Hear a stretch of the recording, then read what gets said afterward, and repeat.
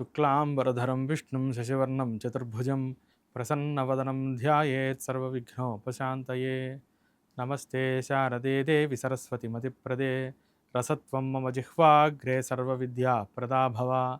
గురవే సర్వలోకానాం భిషజే భవరోగిణాం నిధయే సర్వవిద్యానాం దక్షిణామూర్తయే నమః.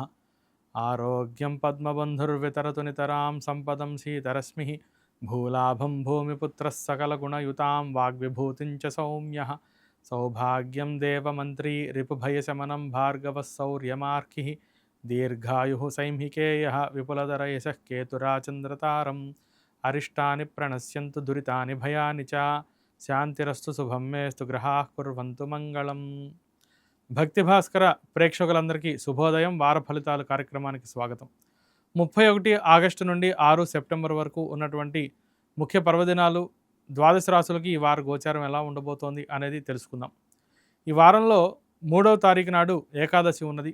కాబట్టి ఏకాదశి వ్రతాన్ని ఆచరించేవారు, ఉపవాస నియమాన్ని పాటించేవారు కూడా 3వ తారీఖున ఏకాదశి ఉపవాసం పాటించాలి. ఈ వారం గోచారం గమనిస్తే కనుక మిథున రాశిలో గురు సంచారం, కర్కాటక రాశిలో శుక్ర సంచారం, సింహరాశిలో రవి బుధ కేతు సంచారం, కన్యారాశిలో కుజ సంచారం, కుంభరాశిలో రాహు సంచారం, మీనరాశిలో శని వక్రించి సంచారం ఉంటూ ఉన్నది. ద్వాదశ రాశులకి ఈ సంచార ప్రభావం ఎలా ఉంటుందనేది తెలుసుకుందాం. ముందుగా మేషరాశి. మేషరాశి వారికి చతుర్థంలో శుక్ర సంచారం, అట్లాగే పంచమంలో బుధ సంచారం ఉంటూ ఉన్నది. సుఖ సుహృత్ సమృద్ధి స్యాత్ అని చెప్పారు. చతుర్థంలో ఉన్నటువంటి శుక్ర సంచారం అత్యంత అనుకూలమైనది. సుహృత్ అంటే మిత్రవర్గం అందరి నుండి కూడా మంచి అనుకూలత లభిస్తూ ఉంటుంది. కుటుంబ వాతావరణం అంతాను కూడా బాగుంటుంది. మిత్రులతో కలిసి ప్రయాణాలు చేయటం, దూరదేశాలు వెళ్ళటం, వారి ద్వారా కలిసి రావటం, ఉద్యోగంలో కానీ వ్యాపారంలో కానీ ఆదాయ మార్గాలు పెరగటం, కొత్త కొత్త ఆలోచనలు పంచుకోవటం, బుద్ధి విస్తీర్ణత చెందడం అనేది జరుగుతూ ఉంటుంది. ముఖ్యంగా గృహ సంబంధ, భూ సంబంధ కొనుగోలుకై లేదా వాహన సంబంధ కొనుగోలుకై కుటుంబంలో అందరి వ్యక్తులతోనూ కలిసి సంభాషించడం, ఒక నిర్ణయాన్ని తీసుకోవటం, వాటి పరంగా ఒక దీర్ఘదృష్టితో ప్రణాళిక వేయటం అనేది మేషరాశి వారు చేస్తూ ఉంటారు. పంచమంలో బుధ సంచారం వల్ల స్వల్ప మనస్పర్ధలు వచ్చినప్పటికీ కూడా అవన్నీ సర్ది చెప్పుకుంటూ ఉంటారు. ముఖ్యంగా చెప్పాలి అంటే అన్ని విధాలను కూడా మేషరాశి వారికి ఈ వారం అనుకూలంగా ఉంటున్నది. స్థిరాస్తి కొనుగోలు విషయాలే కానివ్వండి, భూ సంబంధిత లావాదేవీలే కానివ్వండి, విదేశీ ప్రయత్నాలు, ముఖ్యంగా లాభంలో రాహు సంచారం ఏదైతే ఉన్నదో దూరదేశాల్లో స్థిర నివాసం ఉండడానికి, విద్య ఉద్యోగ ప్రయత్నంగా ఫలితాలు అన్నీ కూడా అనుకూలంగా కనిపిస్తూ ఉన్నాయి. ఆరోగ్యం బాగుంటుంది. రుణ సంబంధ సమస్యల నుండి కూడా బయటపడుతూ ఉంటారు షష్టంలో ఉన్నటువంటి కుజ సంచారం వల్ల. అన్ని విధాల అనుకూలంగా ఉండటం చేత ఈ వారం పెసలు దానం ఇవ్వటం, అట్లాగే ఇష్టదైవాన్ని స్మరించడం వల్ల మేషరాశి వారికి బాగుంటుంది. తదుపరి వృషభ రాశి. వృషభ రాశి వారికి తృతీయంలో ఉన్నటువంటి శుక్ర సంచారం, చతుర్థంలో ఉన్నటువంటి బుధ సంచారం ధనప్రాప్తిం విభూతిం అని చెప్తూ వచ్చారు. ఈ చతుర్థంలో బుధుడు, అట్లాగే తృతీయంలో శుక్రుడు ఇద్దరు కూడా మంచి గోచారంలో సత్ఫలితాలు ఇచ్చేటటువంటి గ్రహాలు. అటు విద్యా విధానం, ముఖ్యంగా విద్యార్థులకి అత్యంత అనుకూలమైనటువంటి సమయం. ఉన్నత విద్యా ప్రయత్నాలు బాగా అనుకూలిస్తూ ఉంటాయి. విద్యాభ్యాసం చక్కగా నిర్విఘ్నంగా సాగుతూ ఉంటుంది. అనుకున్నటువంటి కాలేజీలో చదువుకోగలుగుతూ ఉంటారు. ఉన్నత విద్యా ప్రయత్నాలకు కూడా విఘ్నాలు లేకుండా అన్నీ కూడా పనులు జరిగిపోతూ ఉంటాయి. అట్లాగే తృతీయంలో ఉన్నటువంటి శుక్ర సంచారం వల్ల తోబుట్టువులతో ఎటువంటి ఇబ్బందులు లేకుండా పనులన్నీ కూడా చక్కబెట్టుకోవడం, లిటిగేషన్ కోర్టు వ్యవహారాల్లో ఉన్నటువంటి స్థిరాస్తి విషయాలు కూడా ఒక కొలిక్కి రావడం అనేది జరుగుతూ ఉంటుంది. స్థిరాస్తి నిమిత్త ప్రయత్నాలన్నీ కూడా సఫలీకృతం అవుతూ ఉంటాయి. రుణ బాధల నుంచి బయటపడుతూ ఉంటారు. అందున తృతీయంలో శుక్రుడు కాబట్టి పరాక్రమం కూడా పెరుగుతూ ఉంటుంది. పట్టుదలతో ఉద్యోగంలో అయినా వ్యాపారంలో అయినా ఏదైనా చిన్న పనినైనా సరే పెద్ద పనినైనా సరే ఒకటి మొదలుపెట్టినప్పుడు దాన్ని తొందరగా వదిలేయకుండా అది పూర్తయ్యేదాకాను కూడా కొంచెం శ్రమ చేసి శ్రద్ధగా ఓర్పు సహనంతో వ్యవహరించడం అనేది చేస్తూ ఉంటారు.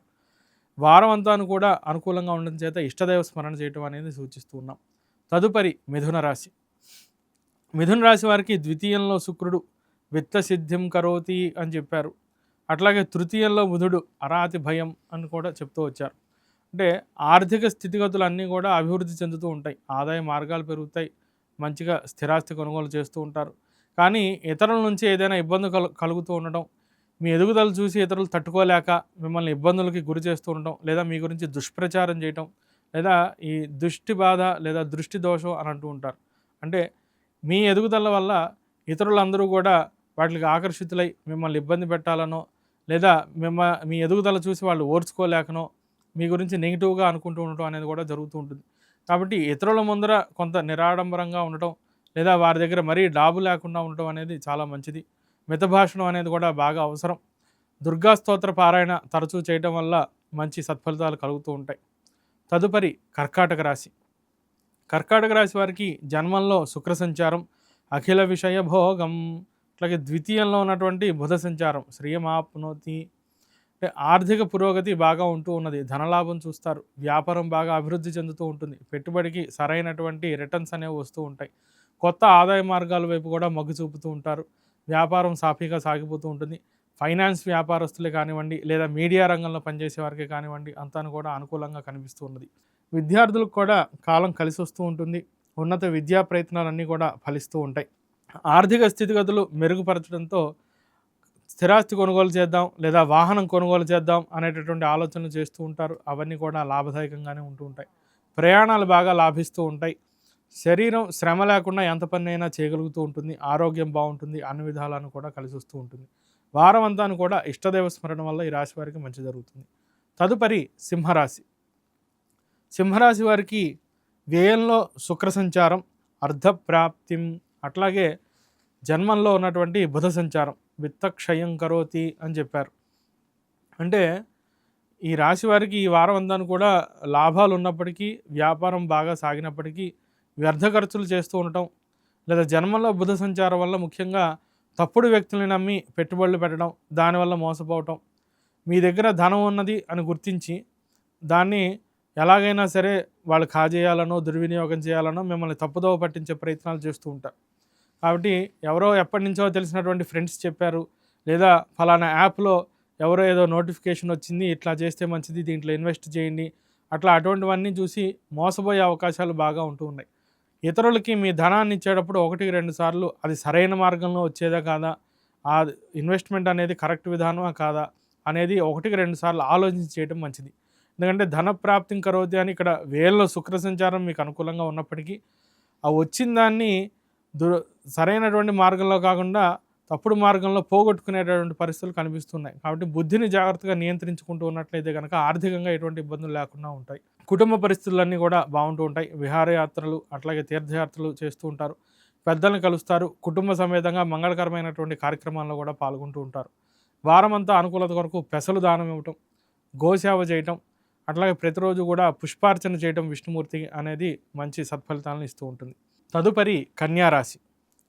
కన్యారాశి వారికి లాభంలో శుక్ర సంచారం, అట్లాగే వ్యయంలో ఉన్నటువంటి బుధ సంచారం. లాభంలో శుక్ర సంచారం వల్ల అన్ని విధాలను కూడా లాభదాయకంగా ఉందని చెప్పచ్చు. అయినప్పటికీ ఏదో తెలియనటువంటి సమస్య, మనకి ఎవరైనా ఏవైనా అంటారా, మనం చేసింది కరెక్టా కాదా, మీరు చేసింది కరెక్టే కానీ పెద్దలు దాన్ని సరిగ్గా ప్రశంసిస్తారా లేదా, దీన్ని అందరూ మెచ్చుకుంటారా లేదా, ఇట్లా పదే పదే మీరే తలుచుకు ఇబ్బంది పడటం, స్ట్రెస్కి గురవటం అనేది జరుగుతూ ఉంటుంది. ఏది కూడా అతిగా ఆలోచించడం అనేది మంచిది కాదండి. అతి సర్వత్ర వర్జేత్ అని చెప్పారు పెద్దలు.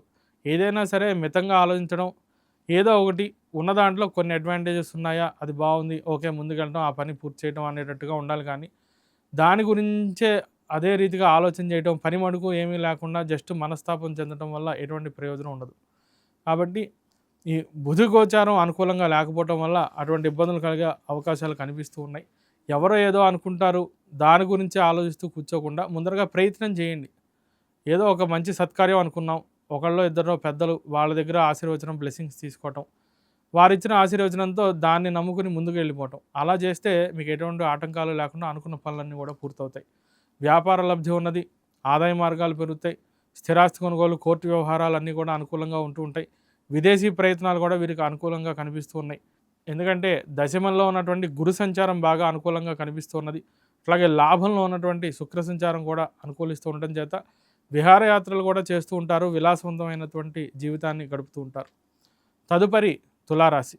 తులారాశి వారికి దశమంలో ఉన్నటువంటి శుక్ర సంచారం, దానివల్ల అది కలహప్రదంగా ఉంటుంది అని చెప్తూ ఉంటారు. ముఖ్యంగా ఉద్యోగంలో, వాతావరణంలో ఇతర వ్యక్తులతో అంతను కూడా సరైనటువంటి సత్సంబంధం లేకపోవటం, మీ నిర్ణయాన్నో లేదా మీ అభిప్రాయాన్నో వారు గౌరవించకపోవటం, అభిప్రాయ భేదాలు రావటం, మీరు ఒక పని చెప్తే వారు ఇంకో పని చేయటం, లేదా మీరు చెప్పినటువంటి సరైన పని అయినా వారు వేరేలా అర్థం చేసుకోవడం, దానివల్ల పనుల్లో ఆలస్యమై పెద్దవాళ్ళ నుంచి కూడా కొంత ఇబ్బందులు కలుగుతూ ఉండడం, మిమ్మల్ని వారు విమర్శించడం అనేది జరగవచ్చు. అటు ప్రతి పనికి కూడా ఇతరుల పైన ఆధారపడకుండా మీరే సొంతంగా చేసుకునేటట్టుగా ప్రయత్నం చేయండి. అన్ని విధాలా బావుంటుంది. అదేవిధంగా వీరికి లాభంలో ఉన్నటువంటి బుధ సంచారం అంటే పుష్టిని సూచిస్తుందది. అన్ని విధాలా కలిసి రావటం. ఎప్పుడైతే సొంతంగా మీ మేధాశక్తితో, మీ సొంత తెలివితేటలతో మీ పనిని మీరు చేసుకుంటూ ఉంటారో, అది మీకు లాభదాయకంగా ఉంటుంది. ఇతరుల మీద డిపెండ్ అవ్వకుండా ఎప్పుడైనా స్వయం కృషి మీద మీరు ఆధారపడాలి. ఏ పనికైనా అది ఉద్యోగం నిమిత్త పనైనా, విద్యాభ్యాసంకైనా కంబైన్డ్ స్టడీస్ అంటాం. అందరినీ పిలవటం. చదివేది తక్కువ, ఇతరులతో కబుర్లు చెప్పేది ఎక్కువ. అట్లా టైం వేస్ట్ అయిపోవడం. లేదా ఉద్యోగంలో ఎవరో ఏదో హెల్ప్ చేస్తా అన్నారు. ఇంకా ఆ పని మీరు వదిలేసి పక్కకెళ్ళటం.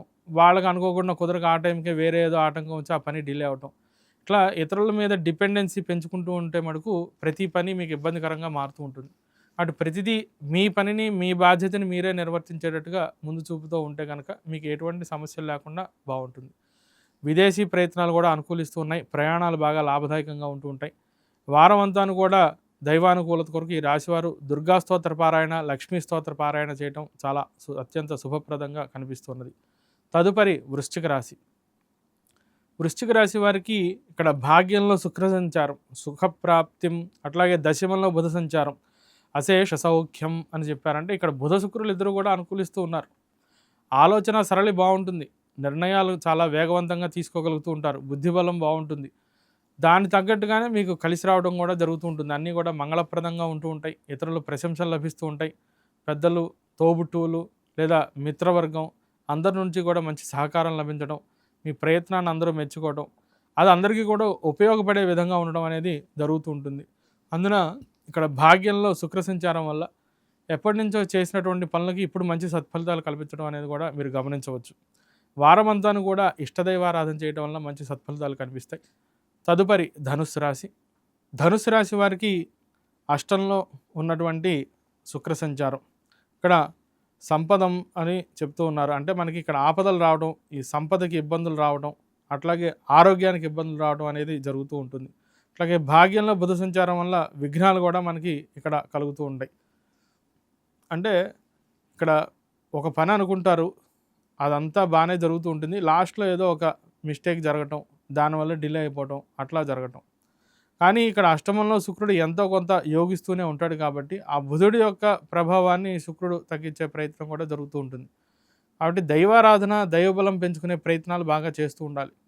ముఖ్యంగా ప్రతిరోజు కూడా విష్ణు సహస్రనామాన్ని పారాయణ చేయటం, లేదా విష్ణు సంబంధ స్తోత్ర పారాయణ, శ్రీరామోపాసన చేయటం కానీ ఇటువంటివి చేయటం వల్ల విఘ్నాలు లేకుండా పనులన్నీ సాఫీగా సాగటం, పై అధికారుల నుంచి ఇబ్బందులు లేకుండా ఉండటం, కోర్టు సంబంధిత వ్యవహారాల్లో కానీ, రియల్ ఎస్టేట్ రంగంలో ఉన్నవారికి కానీ, కన్స్ట్రక్షన్ రంగంలో ఉన్నటువంటి వారికి కానీ, విద్యా రంగంలో ఉన్నటువంటి వారికి కానీ అందరికీ కూడా విష్ణు సంబంధ ఆరాధన చేయటం వల్ల ఈ విఘ్నాలు లేకుండా పనులన్నీ కూడా సునాయాసంగా సాగుతూ ఉంటాయి. తదుపరి మకర రాశి. మకర రాశి వారికి సప్తమంలో శుక్ర సంచారం, అష్టమంలో బుధ సంచారం. ఈ అష్టమంలో బుధుడు యోగకారాన్ని, పుత్రార్థ లాభాన్ని సూచిస్తూ ఉంటాడు. అంటే కుటుంబ వాతావరణం అంతాను కూడా బాగుంటూ ఉంటుంది. సంతానం మీ మాట వింటుంది. వారి విద్యా విధానం బాగుంటుంది. మంచి ప్రశంసలు తెచ్చుకుంటూ ఉంటారు.